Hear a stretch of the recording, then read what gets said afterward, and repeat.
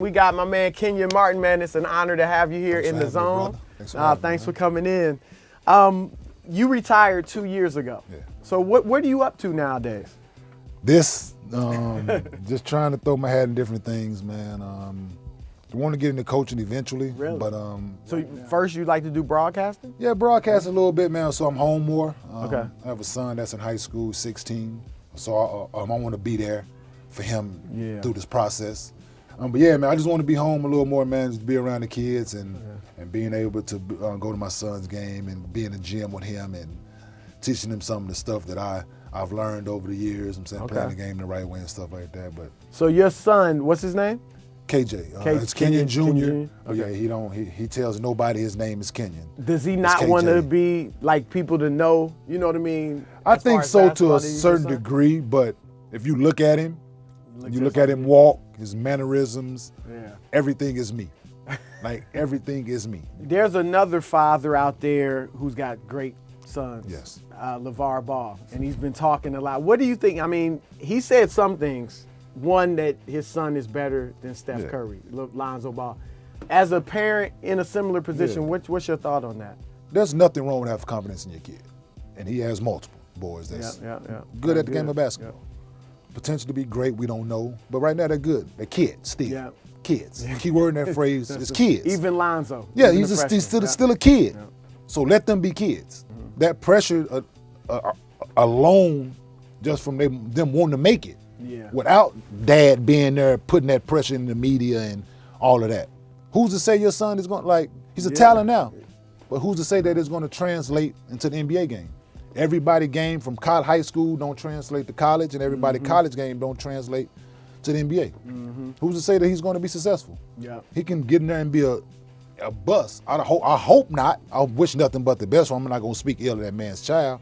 I hope he plays well and able to make it, but there's only 450 jobs. Don't do that to them. You know what I'm saying? Like, and if it don't make it, then what? Yeah. Yeah. If they don't, if they not one and done, then what? So if they got to go to school for 2 years, they look at it as a failure. Do they be like, well, my dad said I was going to be one and done. Well, maybe I'm not good enough. That's a good point. I'm saying some people, it took me 4 years. I went to college for 4 years. I was the #1 pick. Might take that long. You never know. Everybody is different. Everybody develops different. Everybody maturity process is different in basketball.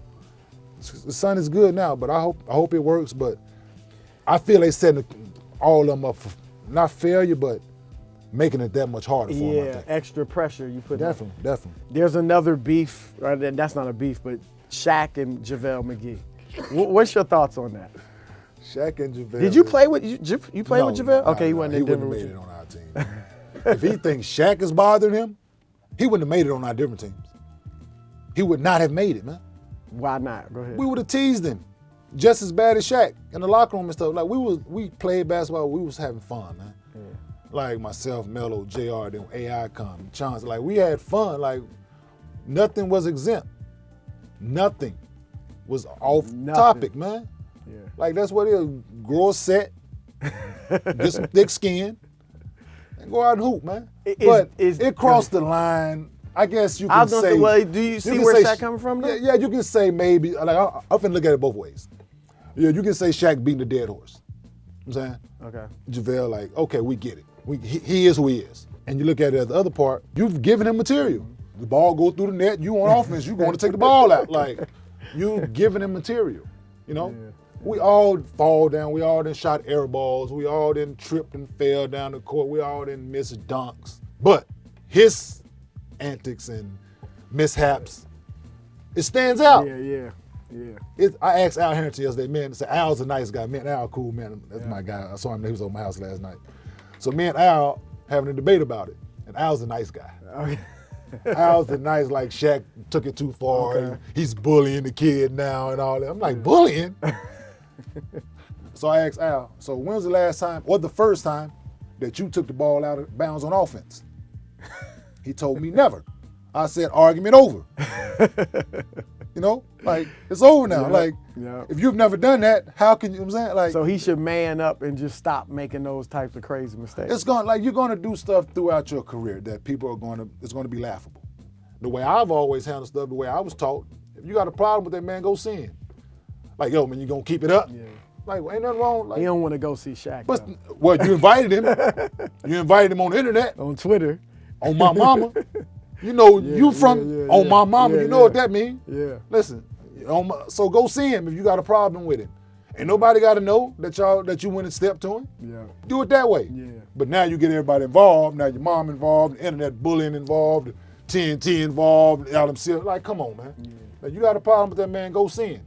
Now, I've talked to people, and they've said, like, fighting isn't uncommon either. Like in practice or things like that. Is there a lot of fighting? I don't know if a lot is the right word, but you've seen many fights. Seen fights, been a part of fights in practice, fights in the locker room after games, teammates. Now, are there, because I've always said, like, the easiest place to get in a fight or act tough is on the court, in the game, because you know it ain't going nowhere. Somebody go break it up. Yeah, when you in practice or the locker room, do they actually become like a real fight? Yeah, I've seen, I saw my rookie year, my rookie year, I saw Kendall Gill choke out Jim McIlvain in practice. Really? Yo. Kendall was tough. I know he took all types of. Yeah, he took karate and all of that, man. He took all that, but he choked him out in practice one day. What happened? What was this? Jim McIlvain was wild. Elbowed him one day in practice. Elbowed him a couple times, and Kendall got fed up.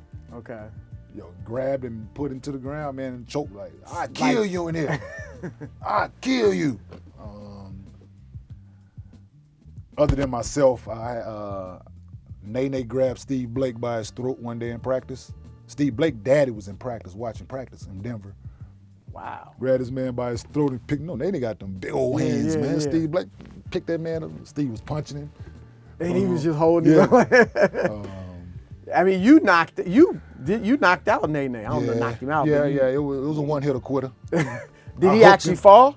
I hooked him. He grabbed his. He was leaking. Like, okay. They sent him to the optometrist. They thought I broke his orbital bone.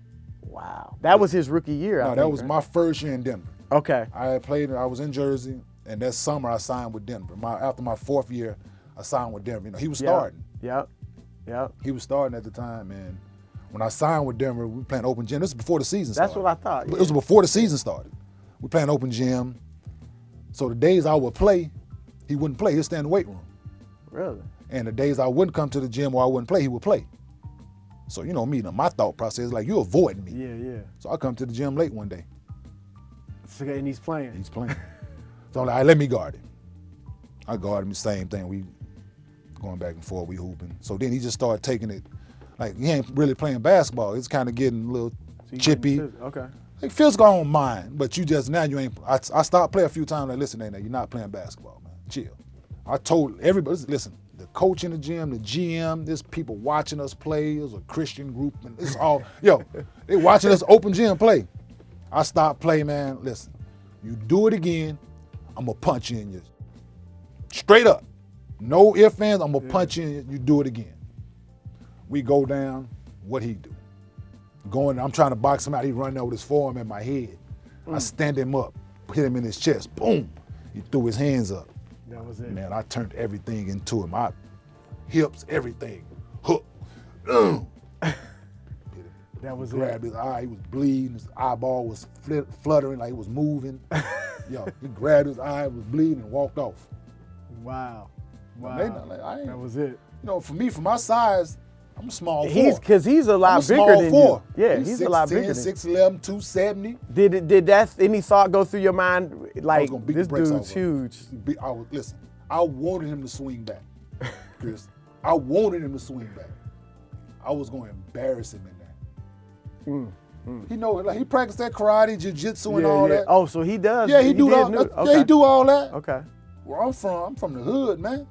You know crazy. You know karate. You know what I'm saying? You throw your hands up to me. I guess he thought we was gonna joust. I thought he was gonna throw his hands up, and I was gonna put my hand outside his, and we was gonna turn, and it was gonna be calculated. I'm gonna tell you right coming, left coming, kick coming. Like, no, bro. Yeah. You throw your hands up with me, we finna get it. Wow. So I punched him, and hey. That was it. And Kiki Vandeweghe was our GM at the time. I guess Nene was doing that stuff to people before I got there. Throwing towels in people's face, all kind of. Okay. So Kiki, he barked up the wrong tree today. So he was happy that it was. Kiki Vandeweghe was like, he barked up the wrong, this is exact verbatim, word for word. Wow. He barked up the wrong tree today. You ain't have any more problems No, in Denver, I like imagine. no, not with him, man. After a while, like we got like I think my last year, the year before, he popped fly one day on the bench or something, and I told him, all right, I'll whoop your ass again. You know what I'm saying? Like, Is Melo? He's been in the news. Yeah. Knicks were trying to trade him. What's he like as a teammate? Is he misunderstood? Do people have the right impression? What do you think?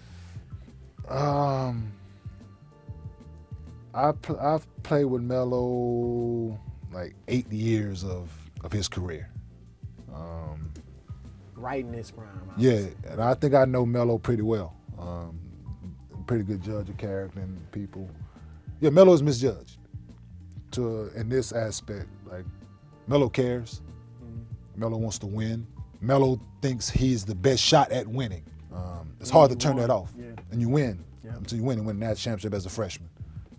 It's kind of hard to turn that off. You come into the league, your rookie year, team been in the basement. Yeah. You make the playoffs your rookie year. People forget that. Yeah. Bron didn't make the playoffs their rookie right. year. He turned around. You know? Yep. So Melo made the playoffs every year he was in Denver.